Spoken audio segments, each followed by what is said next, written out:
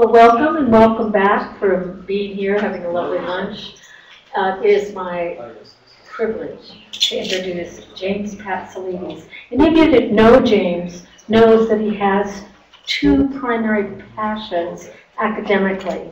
One has to do with creativity, which you've seen throughout the colloquium, but the other has to do with education itself and what's happening to education and the children that are out there. And he has actually answered that call and thought about, what do we do next? How do we revisit the idea of bringing creativity back to the classroom? One time James told me that what we measure in school is how we frame our practice, and then finally the outcomes we receive. And if we do not measure creativity and measure for school climate change, we will never change the face of education. So I really hand it to him for taking this on and using qualitative and quantitative approaches to doing this measurement and helping school districts, particularly in Connecticut, but also eventually across the country, in terms, and the world, yay, in terms of making this, doing this measurement. So his particular study has to do with the measurement part of it. Lest you forget, making sure that measurement part of that is clear, credible, and critical. We have to have that to make a change. So James has been helped along the way with a great committee. He's worked with Karen Kendrick from Alberta's Magnus College, who comes from a sociological background.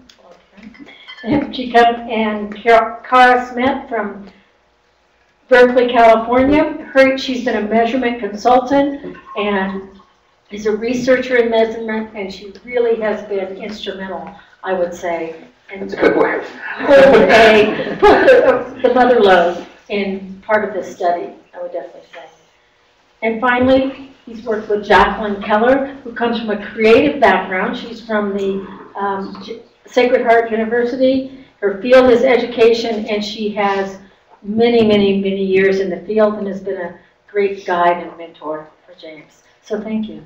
Thank you, Noelle. So it's Thursday, and I'm crying out loud on I-84 some NPR story of a preschooler in Montana sent home from school because she wouldn't draw inside the line. And her musician daddy paints houses for a living, and he's crying that the early intervention team is reviewing her case, and the special needs professionals are updating her permanent record with so many no child left behind check boxes not checked.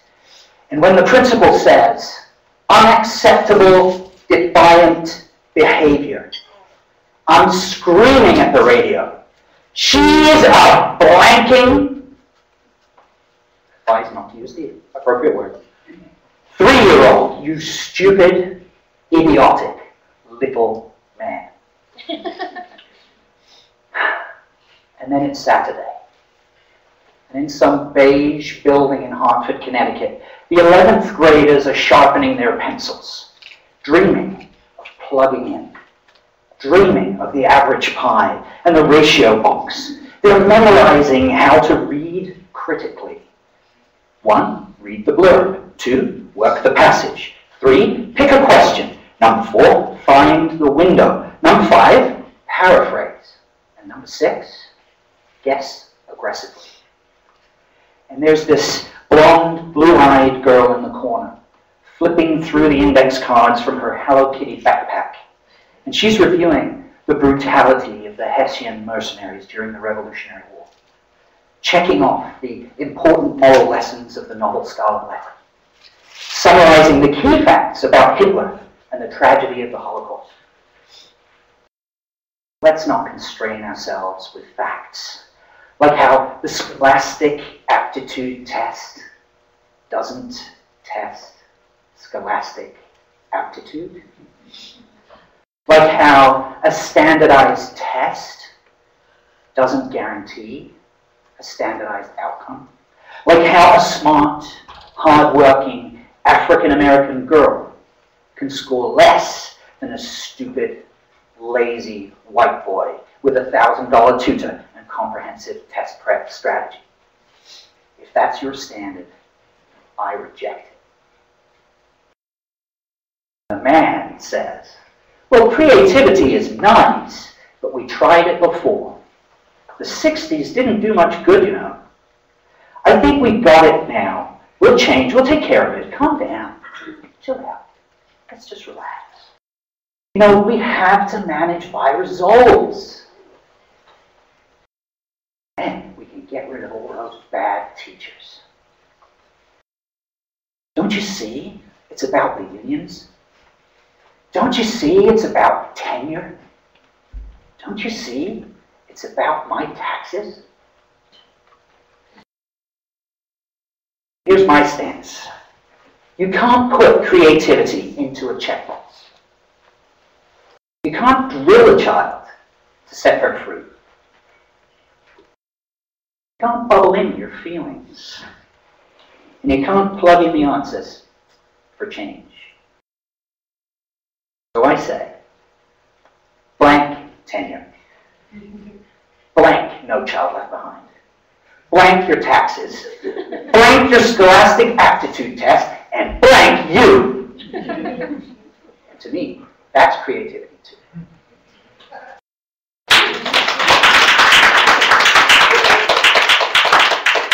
So, thank you. So, my passion for creativity in education starts with this little girl right here. This is my second grader, Harry. I'm kind of on a mission to change public education for her children, actually. I want to bring public education back to a place where it's in balance.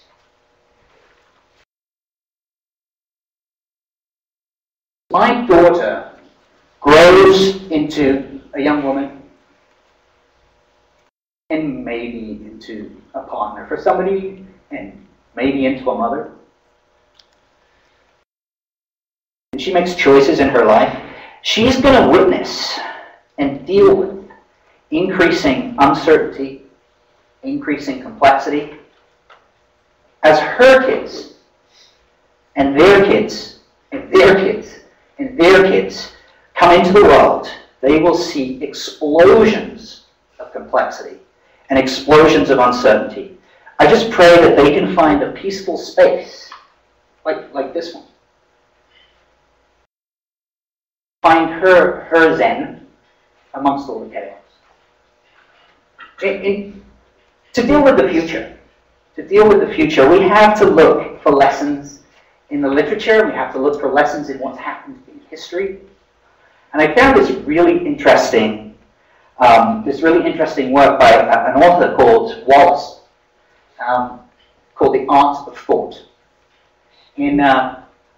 It's a weird story how I discovered it. I was looking at creativity, the latest creativity research. And a lot of the latest creativity research is happening in artificial intelligence, in the engineering schools across our nation, Columbia and Rensselaer and other places. These guys are pushing the edge of what creativity really is. And these two researchers, Healy and Son, I quote down here, came up with this amazing idea. Why don't we go back to what people were saying 100 years ago? And they used a model from The Art of Thought as a way of testing what creativity really is. This was their idea. And they built what they call a unified framework for creative thinking. This is Wallace's model. It's based on these 4 phases. So when we are trying to solve a problem, a complex problem with multiple unknowns, which is really what we're dealing with when we think about the future, we need to do some preparation. And in here we have logic and reason. We look at known knowledge. We look at known solutions. We use our critical thinking, rational thinking. And actually our formal schooling does a pretty good job of this. There's lots of research that says our schools do actually a pretty good job of teaching kids how to think in this way. Then we have what Wallace called the incubation phase. And in solving any complex problem, the incubation phase is super important. This is where we use creativity. We develop new knowledge, novel solutions. We use lateral thinking. So instead of going down one pipe, we take a leap over to the side. The human brain is really good at bringing those things back together once you make that leap. We call that divergent thinking. And really the only place where we find that today is in creative practice. Artists. Perhaps in innovation in some business contexts, but this is not really happening in our public schools very much. Not as much as it should be. Then we have the insight phase. And the insight phase is that sudden knowing. So you've been working on a problem, pushing your way through a problem, and all of a sudden, without you thinking about it, you're probably thinking about something else. Boom. The solution comes to you. Did anyone have that happen? Like yesterday? Anytime you're working on a very complicated, complex problem with lots of facets to it, lots of unknowns in it, this phase is super important. Imagination, sudden knowing, this feeling of warmth and joy that you get when you solve a complicated problem. And everything just sort of seems to connect. Dreaming plays into this, and luck. And we call this broadly reflective thinking. And again, our public schools are not doing a very good job of teaching kids how to do that. You find it in meditative practice, in churches, in other kinds of spiritual environments, but you don't really find it very much in our public schools. And then the final phase in Wallace's model is what he calls verification. So in verification, we go back to that sort of more methodological, more methodical, systematic way of thinking about things, and we converge all of these broad things down to a single track. So this model is what I've used as my framework for thinking about creativity. And so when I look at that, what the data shows us, and these charts are kind of difficult to read from up there, but what it's essentially showing us is, there was this great study done by this researcher Kim in 2011, looking at longitudinally the results from what's called the Torrance test of creative thinking, which is a classic psychometric test for students about their fluency, which is ability to produce ideas, originality of those ideas, creative strengths like expressiveness, humor, unconventionality, elaboration, which includes a lot of reflective thinking and the desire to be creative, abstractness, thinking in abstract models and clouds rather than specifics, and resistance to premature closure, the terminology for curiosity, intellectual curiosity. And there seems to be this strange tipping point in almost all of the charts. I'm only showing you 4 out of the 50 or so that you have. And it's kind of weird, like the scores are increasing, and then all of a sudden there's a tipping point and they all start to go down.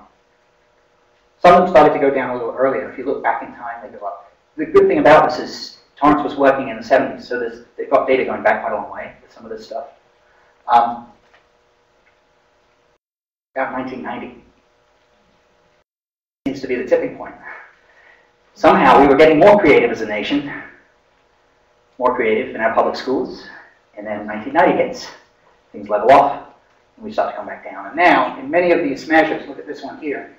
That's the fluency score, ability to produce new ideas. We're at one of the lowest levels that we've been since they started measuring this. Now, this is measured at grade 4, grade 8, and high school graduation. So these are pretty broad measures. There's lots of other data to this. It's a very deep and rich study that he did. But it's fascinating to me. What's interesting is it's matched with increases in rational and logical abilities as measured on the other standardized tests. We don't typically administer the creativity tests in schools. We administer a bunch of other tests which test for rational and logical abilities. We're doing really well at that because those are things we measure. And no one mentioned that if you measure things, they change. That was when we started measuring things using standardized tests. So what happens is there's a limited amount of bandwidth in schools, and I think what happens is if we put all our focus on what we're testing, we stop having time to focus on the other things because we're not testing for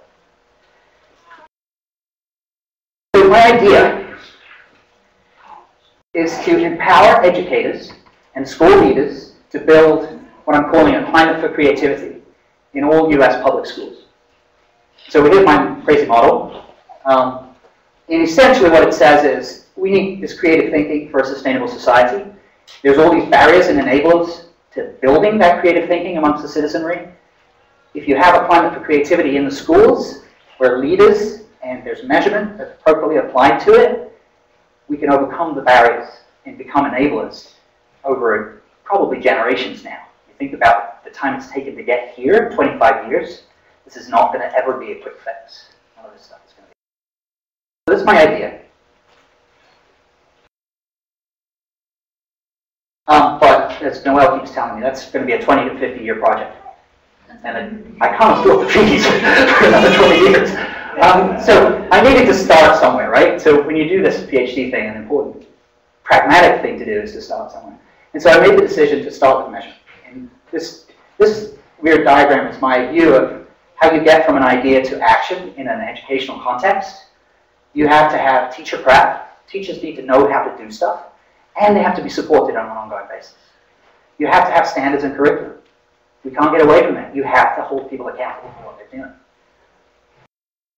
You have to have management, meaning you actually have to do the things that managers do, but you also have to have leadership, which is a different dimension of what people in charge of schools need to do. And you have to have measurement. And in my mind, my opinion, having spent 20 years as a project manager in industry before I started this journey, if you can get your measurement right and you measure the right things, all these other things will fall into place. The problem we have today is not the fact that we measure, it's that we're measuring the wrong things. That's my opinion, and I'm sticking to it. So I chose measurement. My research questions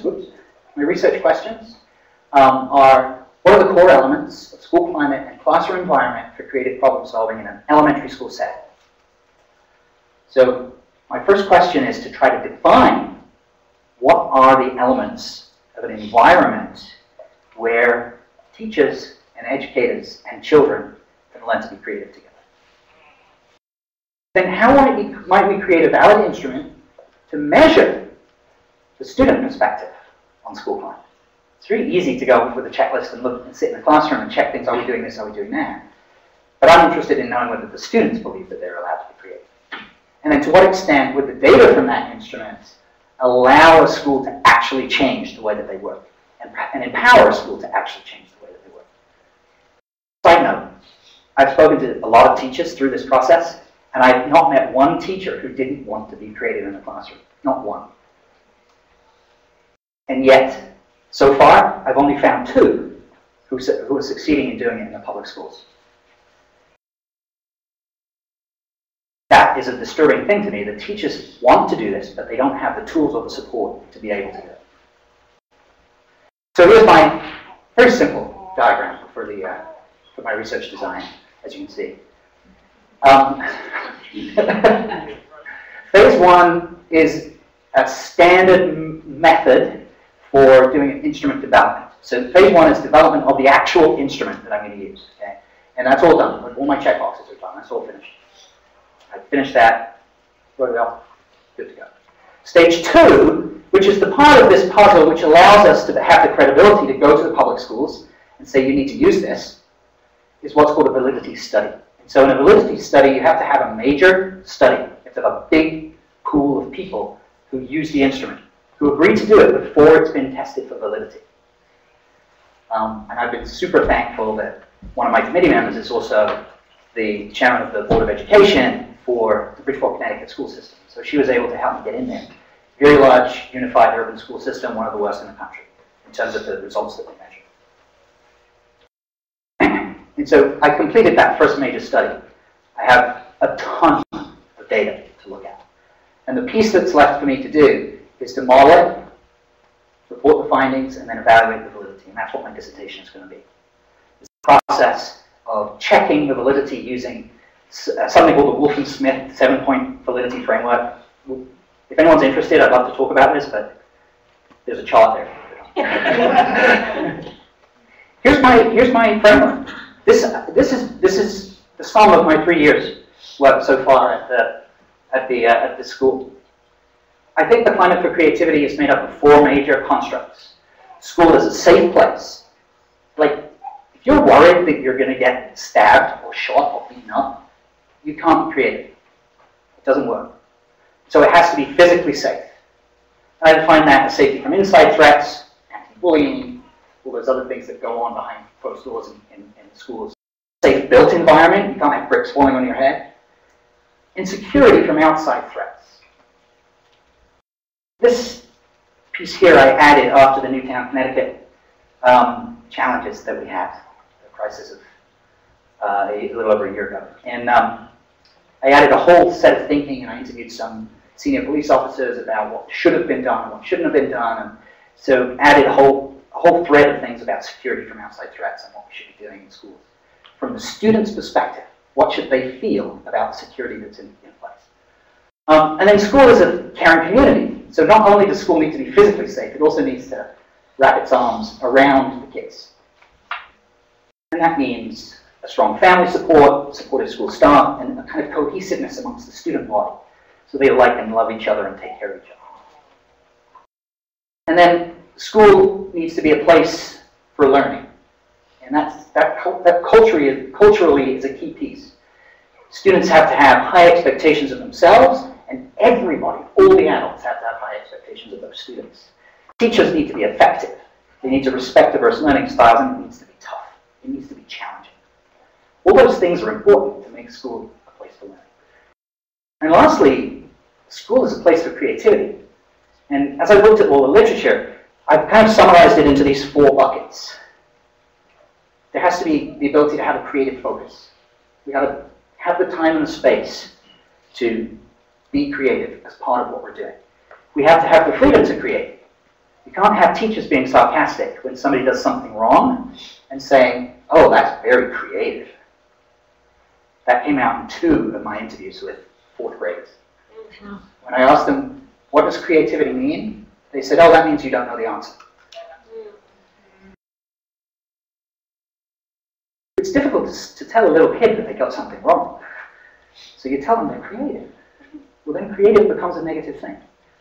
Okay. And so there has to also be support for creativity. That's really important. Teachers, everybody, you have to be talking about creativity as you go along.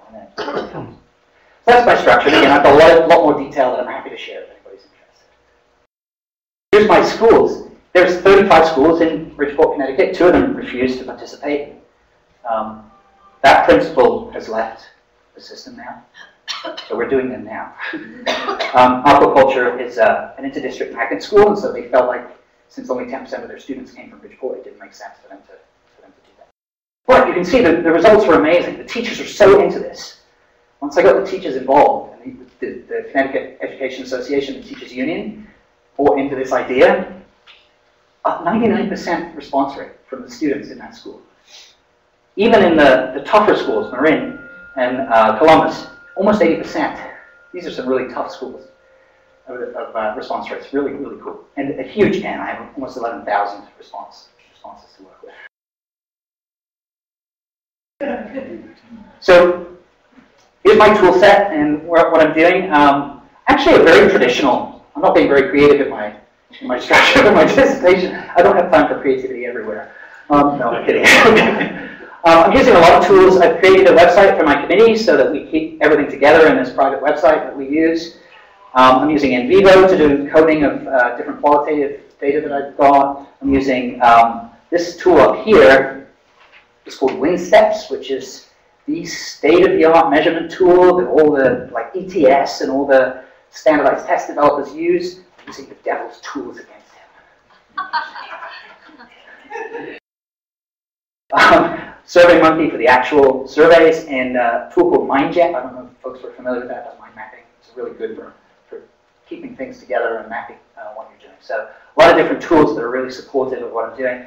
But you know what? The biggest tool that we all have is our own brains and the brains of all the people around us. So it's been an amazing, amazing journey that I want to just say a huge thanks. This is me and my daughter on the way to New York City. And I feel so honored and humbled to be surrounded by a circle of amazing, intelligent, funny, beautiful women. I don't have any men in my team. Kara at UC Berkeley has been instrumental, literally, I mean that's a great word, in really helping me to figure out how to take this idea of creativity and turn it into something we can measure. Noelle's been amazing, keeping me going, calling me up and saying, "You okay?" That's sometimes all it takes, right? Jackie Keller, I've been working with since I did my master's in teaching. She was my advisor in my master's program, and an amazing, amazing woman, expert in autism and other kinds of learning disabilities. She has twin 12-year-old kids on the spectrum who have become a case study nationally about how twins who were both have autism, how they were able to study them and do like separate tests on these two kids. I decided that you'd had enough of them testing the boys, but very interesting. Karen Kendrick, sociologist, was really introduced me to ideas about institutional ethnography and how you can look at institutions in a different way. That's been fantastic. Gina, my research assistant, she's been fantastic, gathering data. Natalie has been amazing, helping me to do. She's the head of the writing center at my college where I teach, so she's just like getting my butt about grammar and using proper sentence structures and stuff. Really cool. Of course, my mom and my wife and my daughter have been a huge inspiration to me. So that's me. Thank you for your time.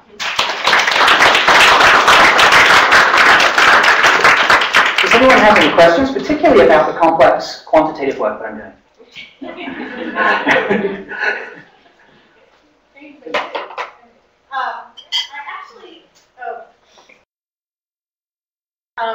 My question was about your validity testing. Mm-hmm. Now, I'm sorry, forgive me for not asking this properly. Sure. It's going to come out Go sounding for it. Are you sure you're doing it right? like, could you explain a little bit, like how you're sure that what you set up is being tested through your validity? That's what I'm trying. I can't Sure. say. So I'm using. I totally know what you mean. So that's what the validity study is going to establish. So validity is a huge subject in both quant and qualitative, of course. I'm using mostly Kane 2006 as my driver for the theoretical aspects of modern validity theory. I've gone back to Messick a little bit, but primarily Kane. And the idea of validity as an argument versus validity as a number. And so there are numbers involved, but you're making a logical, rational, creative argument about why your instrument measures what you intended to measure. And that's a key thing, is that the validity is on the intention and whether it meets the intention, not on the instrument itself. That's kind of the more modern way of thinking about it, is it's the uses and interpretations that you're checking versus the instrument itself. So we can talk more about it if that's something of interest, but I don't want to take up the whole time. Everyone else. Hi. Well, I'm fascinated and I love what you're doing and I'm thrilled. I've been in education for 40 years and have studied torrents. So really my question is, because I'm looking at doing work down a little different avenues, why didn't you use, like, I think there is a torrance test, or like the structure of the intellect, that is really complex, but so will you talk a little bit about why you didn't use? Sure. So a big piece of this was I was very interested in the school learning environment, not the outcome measures, right? So you can measure two different things. You can measure the outcomes with the torrance test or with SAT scores or whatever. That's what happens after you've done with the teaching. But my view is that actually the power of this comes if you can do it before you begin the teaching. And you can't measure outcomes before you start, right? So the thought that I had was, and what I've observed from schools, is even the very best schools, it doesn't matter if the people change in the school because the culture of the school maintains itself. It takes a lot to change the culture of a school. So if you look at some of the schools in Bridgeport, we have a great case study with a school called Dunbar right now, where the state just took it over. And they are struggling a year later to try to figure out, how do you change the school? Even though you fire everybody who works there and bring a whole new team in that are the hotshots from across the state, you can't change the culture of the school. It's really hard. And so my thought process is, by putting measures in place which are actionable to make change to the school, but don't point out a particular issue with a particular teacher, a particular issue with a particular student, you actually have the power to take that and use it for more good than if you measure the outcomes. So that's my perspective on it. It's a process measure, not an outcome measure. Does that make sense? Yeah, thank you. So some of it, I think, is just clarification from a very, Sure. I'm doing a dissertation, also a pragmatic point of view. So the tool itself that you've created is an assessment tool to say this is where we think this school is in terms of creativity or their readiness for creativity or something like that? Like that's... Yes. Okay. So what it does, it produces data around about 60 data points that look at the entire environment of the school, across those dimensions that I talked about, from the student's perspective. And so it's a confidential online 15-minute survey that students take, grades 3 through 12, and with different developmental levels in the questioning, so appropriately done. And based on that response, we can extract from that overall scores for those different measures and a bunch of more actionable data that says you've got a problem in your lunch line because of this. And so that then is provided to the schools for them to do with as they do. So I do an example for you.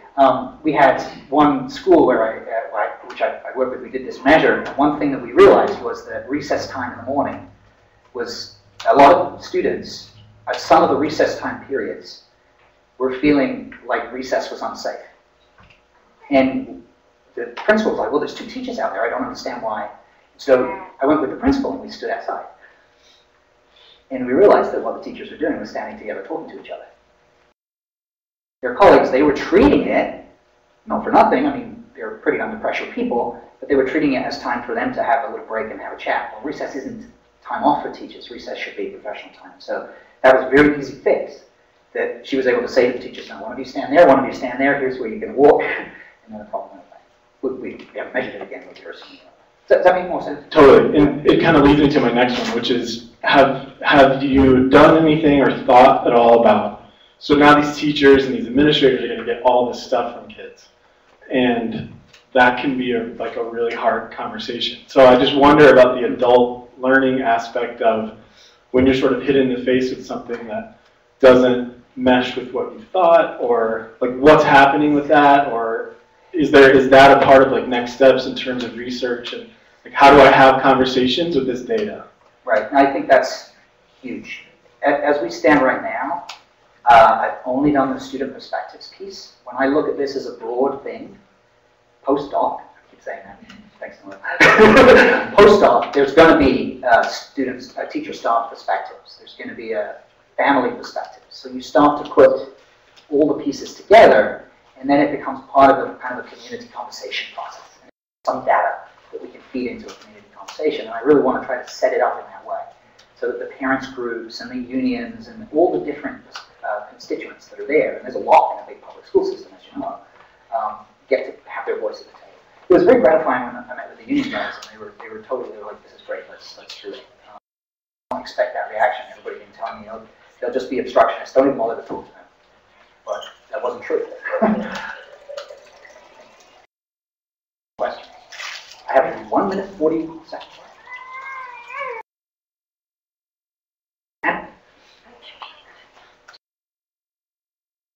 I should probably have this conversation with you. Would you be interested? I think probably not for the immediate future. And seeing how another sampling that was taken in schools that felt like they had the kind of climate and environment that you're seeking, so as a comparative. It's great that you asked that question. So I'm actually in the process of working with a very old private school in Connecticut. We haven't inked the deal yet, so I'm not going to say who they are, but it's a fantastic private school, one of the top in the country, to have them do the same assessment. And I think it's actually, that could be really interesting to see what really are the student perspective differences, and how much of it is just expectations and marketing versus reality. So yes, I think over time, not while I'm running my dissertation, but over time, I would love to be able to put this out there for all elementary schools and be able to show the differences between different schools and have this be almost like the landscape of how those things work. And actually, as a parent, it would be great to be able to make those choices. Right? What's my $35,000 to go to the private school actually buying me? Right? And if it's only a little bit of a difference, is it worth it? I think that's a really good. Thank you for that. Oh, just one more. Being a preschool teacher. 5 seconds left. I know. Well, the thing is that when I send you email, it says that, third grade and up, but if you look what happened with No Child Left Behind, with the pre-K readiness, what's happening right now with 5 years old, that they have to go through the same ridiculous test. And already in kindergarten, teachers are saying, okay, how do you score on your K readiness? This is how your life goes, which I think is completely wrong. So I don't think it starts in third grade. I agree. So here's the issue. The test is a textual-based test, and I did experiment with one 7-year-old second grader with my study, and she was fine with most of it, but there was clearly some things where it was going to be very challenging for a lot of first and second graders. And so I looked at the developmental literature, and we drew third grade as our place to start. I truly believe we need to find a way of assessing it for younger kids. I don't think it's the same. I think it needs to be a different mechanism, and 4 years to do this stuff, so you have to focus. Thank you, that's a big question. Thank you.